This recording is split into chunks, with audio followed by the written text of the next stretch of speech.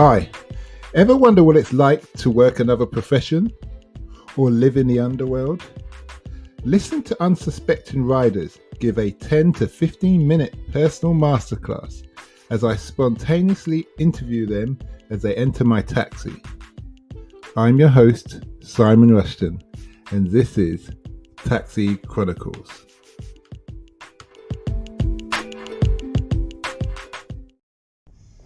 Morning. Yes, we're back with another rider, another episode. This is going to be a brief one. We've only got 6 minutes left.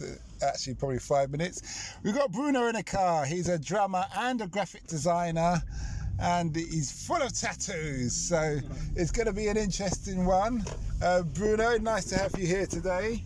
Yeah, thanks for having me. So tell us about the drums, how you got into it, well, what it is about the drums you love. Well, I grew up in a punk household back in Brazil, and I started joining bands when I was 10, 11 years old, and I started playing drums, also playing the guitar.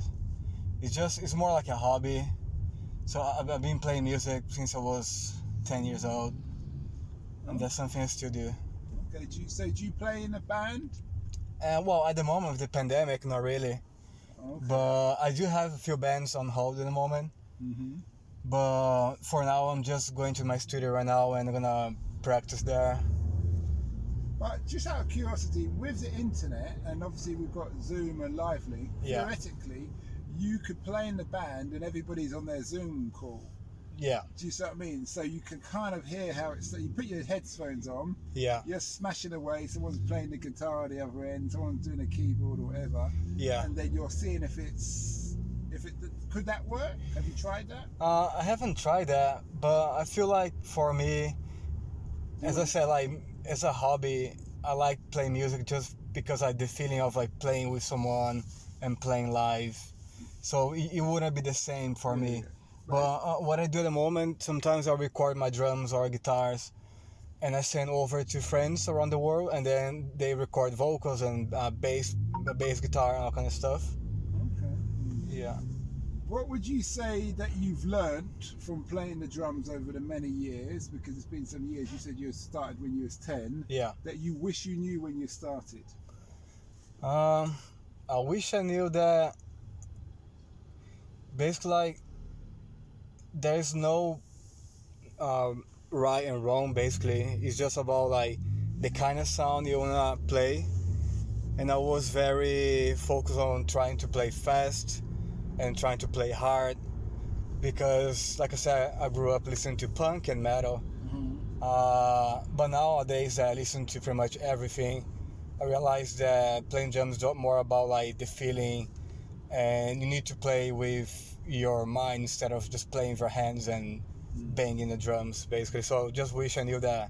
So it's a spiritual thing. Yeah, for me it is. It's a way to take out my daily stress, basically.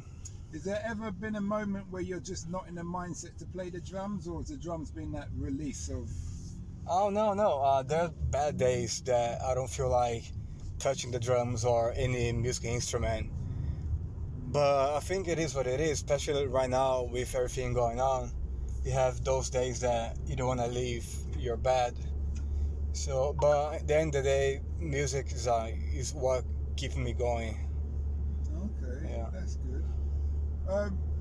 Would you encourage a younger person, someone up and coming, what would your advice to them about the drums, about getting into it? Well, if that's something they want to do, I'll just say find a cheap drum kit if you can, or nowadays you can buy electronic drum kit, or you can... Does that seem like cheating, electronic drumstick? Not really, especially if you live in a city like London that you don't have space for a real drum kit. You don't want to make noise and disturb your neighbors, so that's I do have a drum kit at home as well. Mm-hmm. It's not everyone that have access to a studio. Mm-hmm. So I would say just start the way you can and take it easy. Well, it's been a great interview. We're coming to a destination. We did say it was short. There's loads of more questions I'd love to ask you. But the last question we ask all our guests is, what's the impact you want to have on the world? That's a good one. I don't know, really. I'm just like living my life, doing no harm, and trying to be a good person and helping each other. And then I don't know. I just wanna have like a chill and quiet life, and hopefully help someone. That's it. Okay then. Well, thanks a lot for that. Thank you. That was fun.